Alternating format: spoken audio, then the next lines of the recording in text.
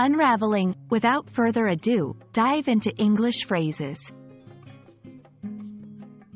Hello, everyone. Welcome back to our channel, where we make learning English fun and easy.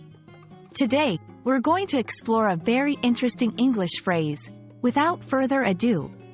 This phrase is quite common in both spoken and written English, and understanding it will definitely help you sound more like a native speaker.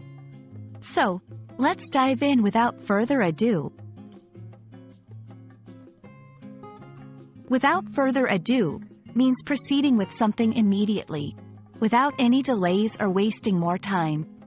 It's often used to introduce something or someone, or to move on to the next part of a speech, presentation, or event.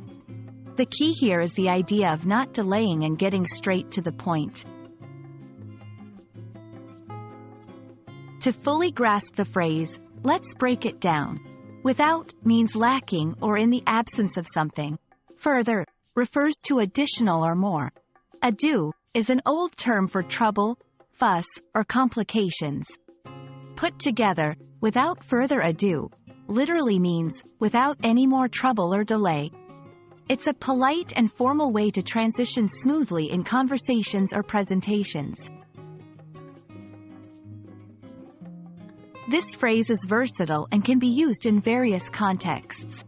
At the beginning of a presentation, without further ado, let's get started on today's topic. When introducing a guest speaker, without further ado, please welcome our keynote speaker.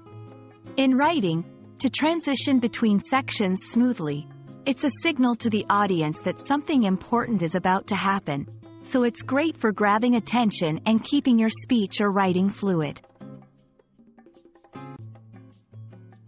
Let's look at some examples to see how it's used in sentences. Without further ado, let's unveil the new product. We've talked enough about the basics, so without further ado, let's dive into the advanced topics. Without further ado, I present to you the awards for this evening. These examples show how the phrase can introduce something new or move an event forward.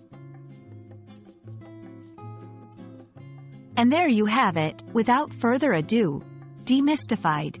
We hope this video has helped clarify how and when to use this phrase in your English conversations and writings.